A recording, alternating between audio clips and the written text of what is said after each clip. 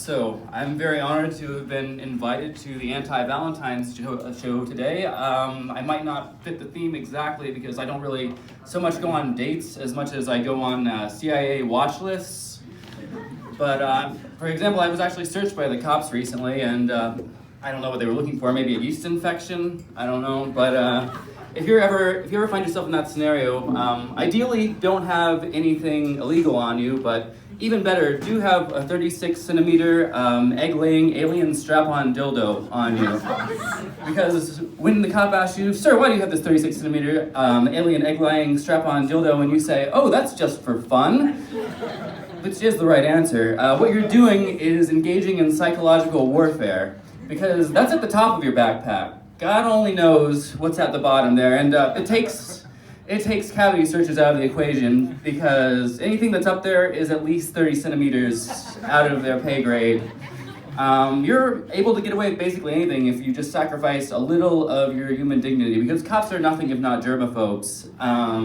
You traffic stop, you can just be like, "Oh, I'm sorry, sir, I've had the screaming pissies ever since I got back from India last month. Ah, God, that was a bloody one, I'm so sorry." And you're not gonna get a traffic ticket. I mean, you may have shit and pissed and cummed yourself a little bit, but you're free, and you have your freedom, and you win, motherfucker.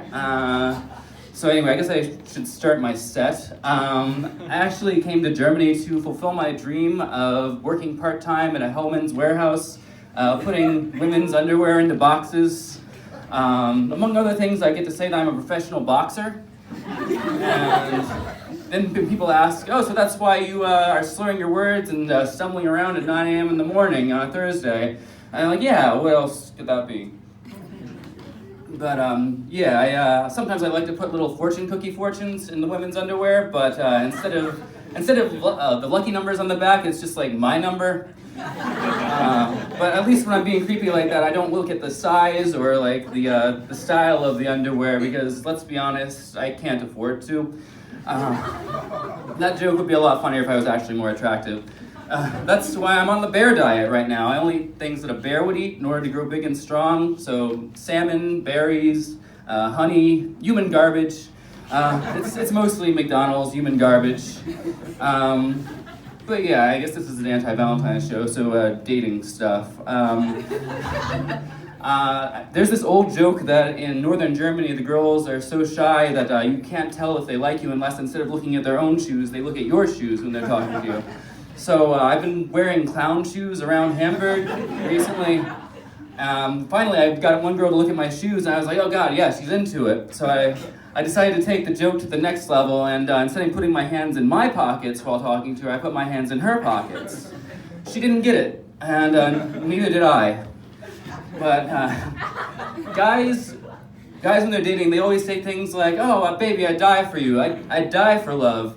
And then the girl will be like, "Oh, cool, so you'll stop shooting up heroin." And the guy's like, whoa, slow down. That defeats the whole purpose, baby, because without the heroin, how am I supposed to die? Like, if I'm not dying for you, then it's kind of just for you, and that's gross. And don't get me started on women just always talking about astrophysics. It's just like black holes this and Hawking radiation that. Won't shut up about their favorite white dwarfs. Is that not everyone's experience with women? Well, I mean, for me, that's true. And they're always just like, I don't care that the closer you get to a black hole, the slower you age and the skinnier you get. That sounds like a woman problem. But that is true. It's called spaghettification, and it's kind of hot. But, I'm about to be, I think, the first guy to ever get canceled from Tinder for spreading anti-Semitic tropes. Maybe you guys can tell me if that's fair or not. So I have a Shakespeare quote on my Tinder profile because I'm classy like that. It's "Villain, I have done thy mother," which means exactly what you think it means. He fucked the guy's mom. So I get to talking to this girl about Shakespeare, and she asked me who I think I would play in The Merchant of Venice, and obviously I'm the thieving Jew character, right? Well, okay, maybe it would have gone over better if I had told her I was Jewish. I did spend 4 years learning Hebrew and Judaic studies in university because I got made fun of in high school for looking Jewish, and then I spent the next 4 years getting made fun of for not being Jewish, so sometimes you can't win. But it did help me a little bit when I joined a Kabbalistic yoga cult. So this is a true story. We had this yoga teacher named Yudi bin Ivrit. I don't know if anyone knows Hebrew, but that literally means Jew, son of Hebrew. So I told her, like, one day I was just like, you should at least change it to Bet Ivrit, daughter of Hebrew, because Hebrew is nothing if not a sexist language. And she was just like, no, I think that's fine, actually. So I got it from my spiritual teacher, Zika Fa. And I was just like, Zikfa, someone's fucking with somebody because there's no way your spiritual teacher's name means erection in Hebrew. So can I talk to this guy maybe? So she starts meditating and making whale noises because that's what we did in this cult. Whales are creatures of pure light. I don't know if you guys knew that.